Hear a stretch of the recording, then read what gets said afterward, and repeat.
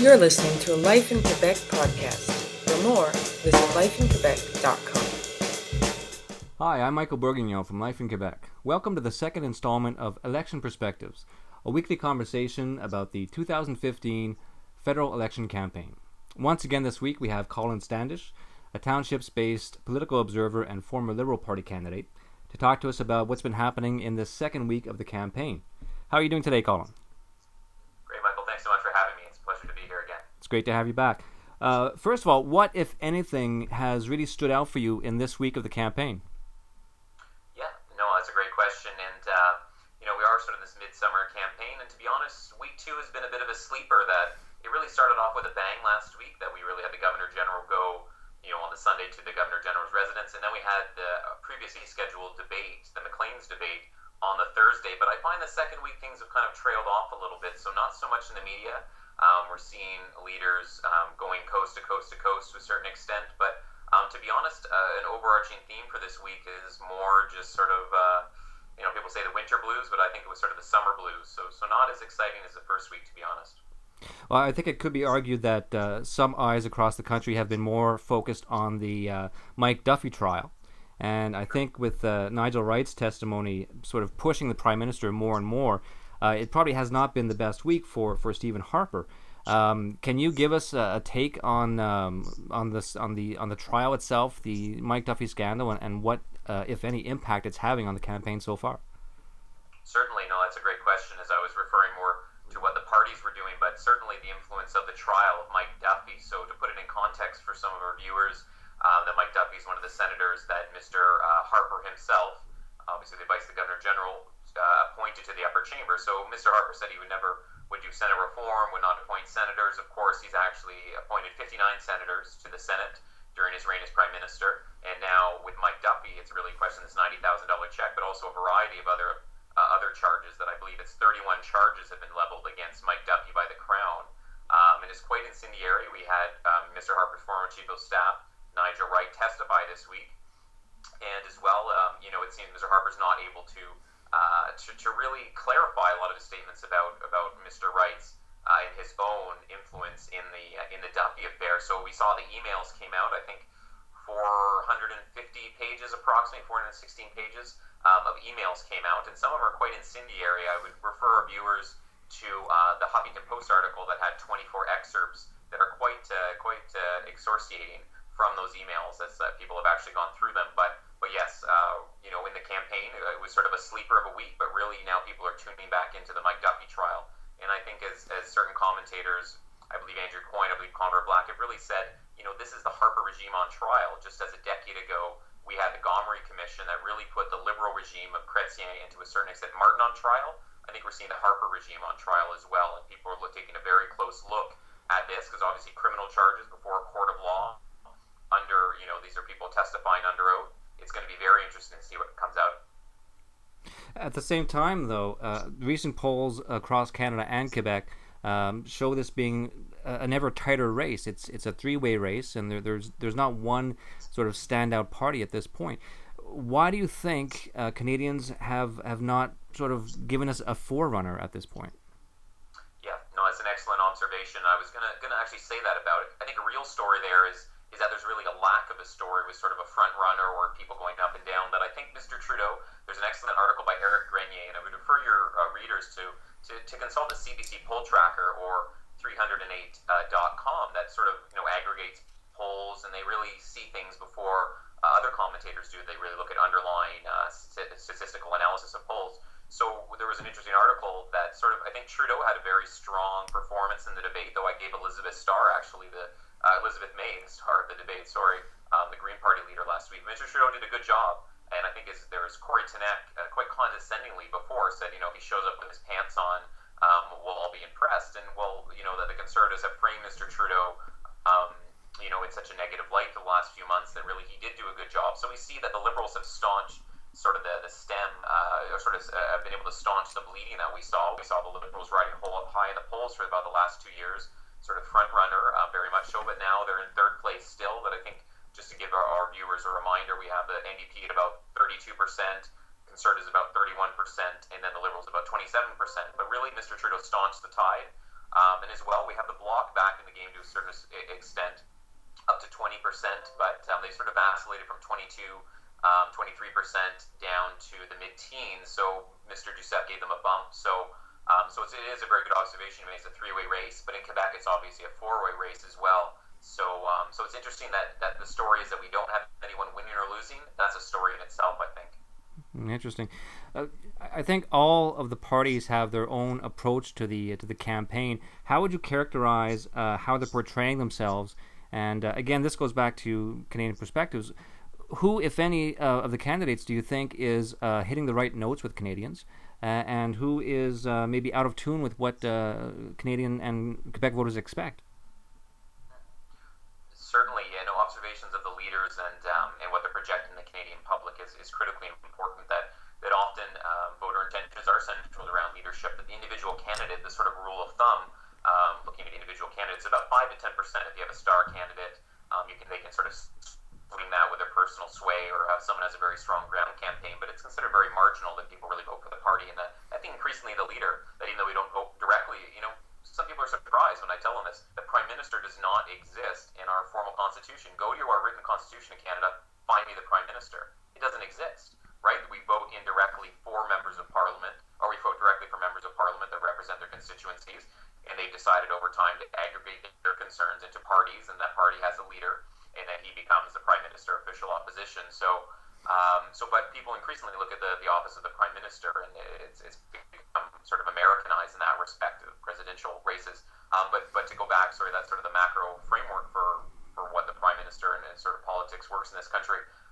But to bring it back, I think Mr. Trudeau has done a very good job of projecting himself as professional. There's been no flubs. That's been one of the criticisms of Mr. Trudeau.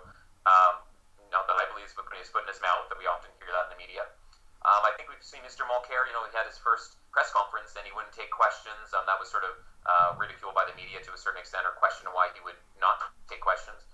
So I think we've seen a very awkward Mr. Mulcair, that they're sort of in first place, but as well they're sort of, a very weak, I would say, ground game and organizational support in Quebec, where they need to hold on to it to win, where they have in urban English Canada or the rest of Canada, they have a strong support base. You have people in finance, you have people, in academics, a variety of sectors who are working on campaigns in Toronto, Montreal, but in a lot of where their actual MPs are, they only raise several $1,000s for their campaigns, have very little support organizationally on the ground, or people who are neophytes to the game.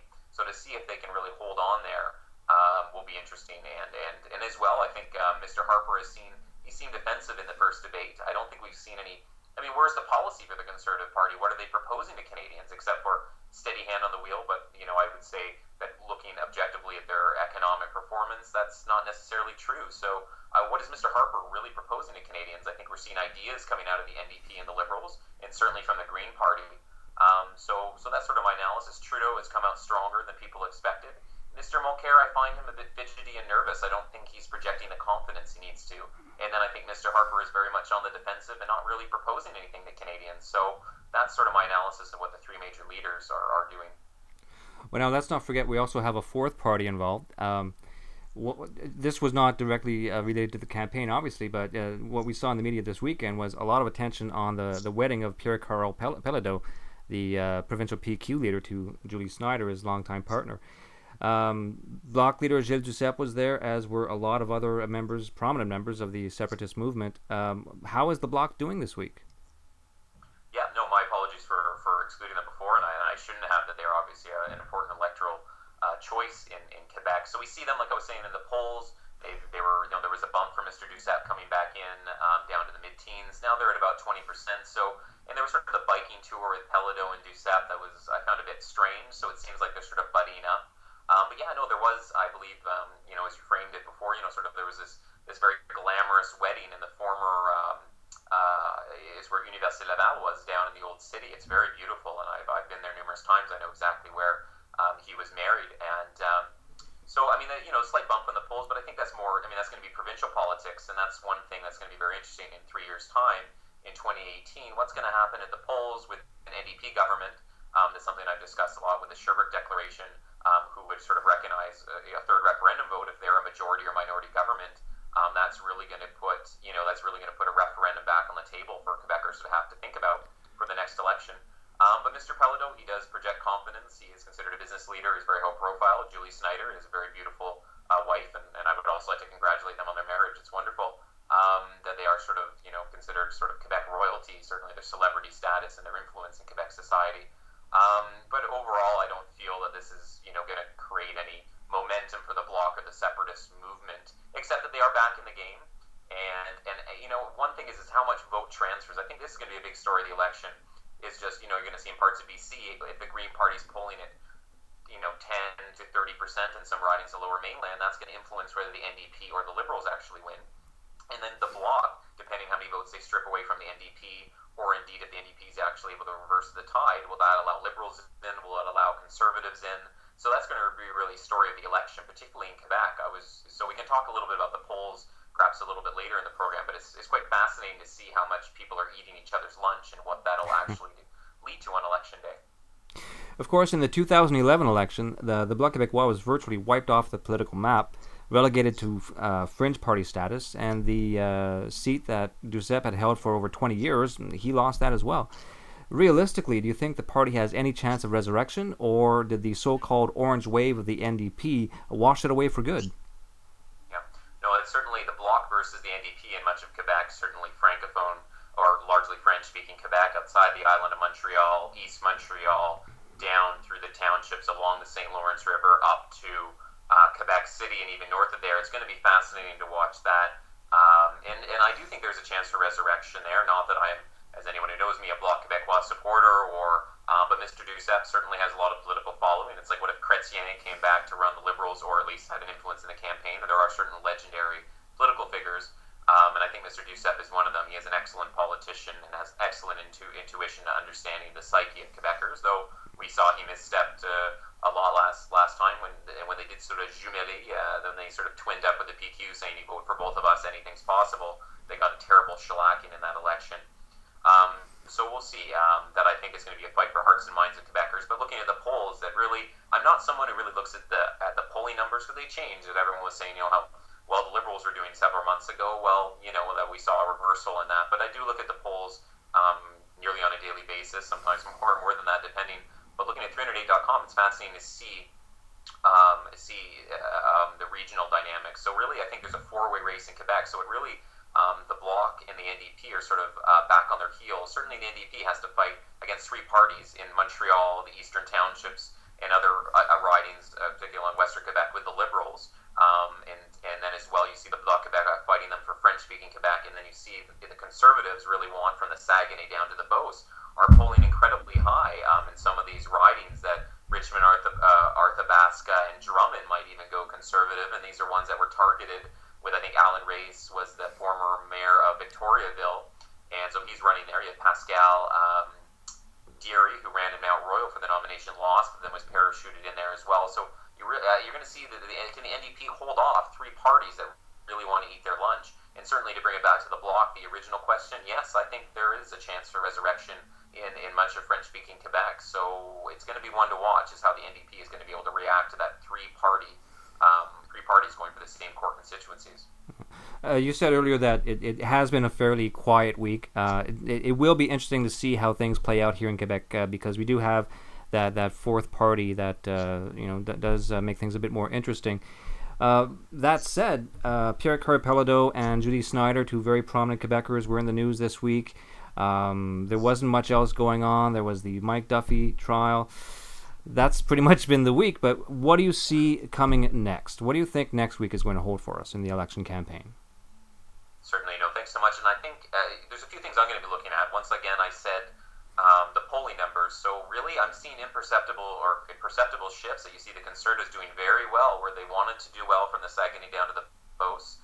And then as well, I'm looking at Liberal numbers in Sherbrooke, Compton, Stansted, the townships that I know well. I'm seeing shifts of 2% going up for the Liberals to the detriment of the NDP. Is starting to fall under 40%, 35%. So we're going to start seeing shifts. And when you start seeing little shifts like that, that means you're looking at an underlying shift, just as you see maybe you see a glass of water with a dimple in it right before an earthquake, and suddenly all the paintings fall off the ceiling. So in politics, look for the little shifts before the big ones coming. So I think we could see some very interesting things there. That's what I'm going to be looking at, is the hard data. Secondly, in the third week of the campaign, what parties are going to do in this election, in my opinion, is really data management. This is going to be the big story of the campaign. Said this last time. People talk about Twitter, Facebook, etc. I don't feel it's that relevant. Obviously, they're very important and many people social lives, but really it's going to come down to data management. You're going to see highly targeted lit drops. So if you have 2 kids under the age of 6, you're going to hear all about the NDP's daycare plan. You're going to hear about Mr. Trudeau's plan for young families. They really want you to hear that stuff. So you're going to see very targeted messaging. So look at your inbox. Look at your mailbox. Look even at text messaging. If you're in urban centers, you're going to get very targeted messaging. So I encourage your viewers, when you get something in the mail and you say, oh, this is an interesting policy, well, you know what? It's not an accident if you're going to get that. So look at the numbers, what the little shifts are going to be. Secondly, look at what you're getting as a voter. It's going to be very interesting. And thirdly, I hope there comes out with some policy. I really hope there's going to be some of that. The Mike Duffy trial, we'll see what comes out of the woodwork. We're seeing things from Nigel Wright where he's saying, oh, I was actually quoting the Bible when I was saying emails about the case at hand, when he's a lawyer trained at the University of Toronto and Harvard, and he writes very succinct emails that we can actually look at online now, and he's saying that he's quoting the Bible in ones that might otherwise indict him. I mean, I think Canadians can see through this. So it's going to be very interesting what comes out of that trial. But I really hope we see some policy. I hope they're going to give Canadians, hope that we have a better future for our families, for the economy. Where are these big ideas? I want to see more of it personally. So that's what I'm looking forward to in the third week. You want to see some substance and some hard data about what exactly we have to look forward to, right? That's it. I'm looking at the hard data for polling, and I want to see, you're going to see targeted messaging. Look at your inbox, you're going to see it, or mailbox.